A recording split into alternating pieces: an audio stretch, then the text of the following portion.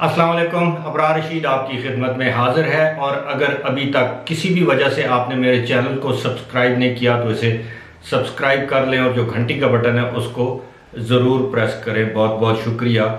मैंने गुज़श्ता अपनी एक वीडियो में ज़िक्र किया था कि सऊदी अरब की हुकूमत ने कुछ ऐसे फ़ैसले किए हैं जिनके बड़े दूर रस असरात ख़ास तौर पर पाकिस्तान और पाकिस्तानियों पर मुरतब होंगे। एक फ़ैसला सऊदी अरब ने ये किया है कि अब सऊदी हुकूमत ने ये ऐलान कर दिया है कि जब तक कोरोना वायरस से जान खलासी नहीं हो जाती, इससे छुटकारा नहीं पाया जाता, जब तक ये वायरस ख़त्म नहीं हो जाता, ये वबा ख़त्म नहीं हो जाती, उस वक्त तक किसी भी गैर मुल्की का दाखिला सऊदी अरब में ममनू करार दे दिया गया है। इस बात का ऐलान सऊदी अरब के जो डायरेक्टरेट जनरल ऑफ पासपोर्ट हैं, जिसे जवाज़ात कहते हैं,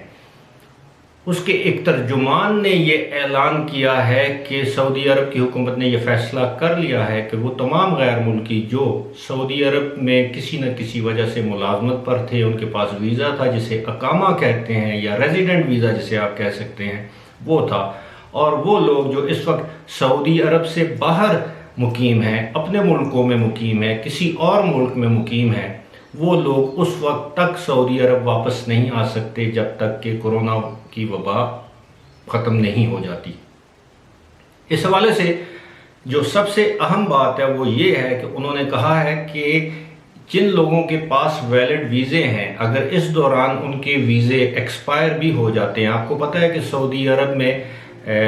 दाखिली और ख़ारजी या एंट्री या एग्ज़िट जिसे आप कहते हैं, इस तरह के सिचुएशन या जो मामलात हैं वो हैं। उन्होंने बताया है कि उन वीज़ों का जो तयन है वो बाद में मतलब इसका तरीक़ाकार बाद में वज़ा किया जाएगा और इसका तयन बाद में किया जाएगा इस बात का कि उन वीज़ों का क्या करना है। यानी फ़िलहाल उन वीज़ों की एक्सपायरी या एक्सटेंशन के हवाले से कोई तरीक़ाकार वज़ा नहीं किया गया है और बताया ये गया है कि इन वीज़ों का तरीक़ाकार वज़ा किया जाएगा जब ये वबा ख़त्म होगी। अब खुदा जाने ये वबा 2 महीने में ख़त्म होती है, 3 महीने में ख़त्म होती है, 1 साल का अरसा लगता है, या सऊदी अरब से ये वबा कितनी जल्दी या कितनी देर में ख़त्म होती है, तो इसको उससे मुंसलिक कर दिया गया है, मशरूत कर दिया गया है उन वीज़ों को, उन लोगों की सऊदी अरब में मुलाजमत या सऊदी अरब में क़याम को। अब ये ज़रा आप एक चीज़ को बड़े गौर से सुनिएगा। ये मैं इस ख़बर पर अब तज्ज़िया इसलिए कर रहा हूँ कि इससे बहुत से लोगों की ज़िंदगियाँ मुंसलिक हैं, इससे बहुत से लोगों के घरों का रोज़गार मुतासर हो सकता है या होगा। अब सूरत हाल ये है, मिसाल देता हूँ कि एक शख्स है और वो कफ़ील है अपने घर का, और उसकी फ़ैमिली सऊदी अरब में थी और वो सऊदी अरब से अपने वतन पाकिस्तान 10 दिन के लिए, 15 दिन के लिए, 1 महीने के लिए आया और वो यहाँ पर फंस गया।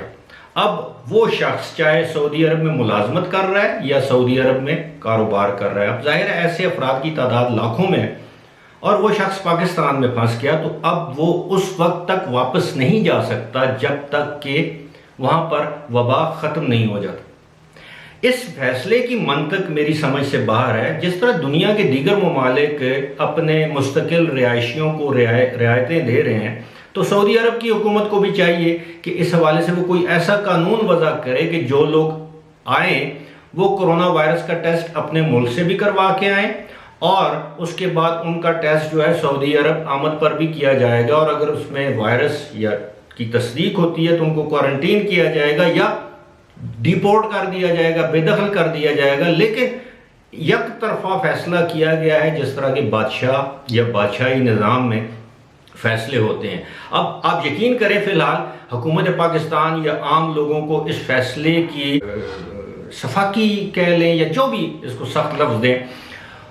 उसका इल्म नहीं है कि इसके कितने दूर रस और गहरे असरात मुरतब होंगे। इस वक्त हज़ारों की तादाद में ऐसे अफराद पाकिस्तान में हैं जो कि सऊदी अरब में कारोबार करते हैं या मुलाजमत करते हैं या उनका कोई भी सिलसिला रोज़गार है सऊदी अरब में, और वो पाकिस्तान छुट्टी पर आए थे, यहाँ पर फंस गए हैं और अब वो वापस नहीं जा सकते। ऐसे अफराद भी होंगे, यकीनन हज़ारों नहीं तो सैकड़ों की तादाद में तो ज़रूर होंगे कि जिनके बीवी और बच्चे सऊदी अरब में हैं, वो पाकिस्तान 1 या 2 हफ्ते के लिए और यहाँ पर फंस के। चाहिए तो ये कि अब हुकूमत पाकिस्तान और वजारत खारजा सऊदी हुकाम से इस हवाले से बात करे कि या तो उनके वहाँ के जो बिजनेसेस हैं उनको सिक्योर किया जाए, और उस हवाले से अगर वहाँ पर उनके कोई डिपेंडेंट्स हैं उनको पाकिस्तान वापस लाने के इंतजाम किए जाएं। ऐसा भी नहीं है। आप यकीन करें कि इस वक्त सऊदी अरब के अंदर जो है वो डोमेस्टिक फ़्लाइट्स यानी डोमेस्टिक फ़्लाइट ऑपरेशन की इजाज़त है, लेकिन वहाँ के जो बैनुल-अक़वामी फ़ज़ाई जो सिलसिला है वो बिल्कुल मुअत्तल है। यानी सऊदी अरब के अंदर इस वक्त अगर दुनिया के किसी मुल्क में सऊदी अरब का कोई शहरी फंसा हुआ है तो वो वापस आ सकता है, उसके अलावा किसी शख्स को वापस जाने की इजाज़त नहीं है, ना ही सऊदी अरब से किसी को बाहर जाने की इजाज़त है, सिवाय उन लोगों के जिनके नाम एम्बेसियों में दर्ज हैं, और एम्बेसियाँ मुख्तलिफ ममालिक की एम्बेसियाँ उनको स्पेशल रिपैट्रिएशन फ़्लाइट्स के ज़रिए अपने अपने ममालिक को भिजवा रही हैं। लेकिन इस हवाले से पाकिस्तानी, दोबारा मैं कहूँगा कि बदकिस्मत कौम है कि बेशुमार हज़ारों की तादाद में पाकिस्तानी ऐसे हैं जो कि बेयार व मददगार सऊदी अरब में पड़े हुए हैं, जिनकी नौकरियां चली गई हैं, जिनके पास रिहाइश नहीं है, या जिनके साथ उनके कफ़ीलों ने ज़्यादतियाँ की हैं, नौकरियों से निकाल दिया, तनख्वाहें नहीं दी, पासपोर्ट रखे हुए हैं। ऐसे लोगों की आवाज़ उठाना ना सिर्फ मेरा काम है बल्कि हुकूमत पाकिस्तान को भी इस हवाले से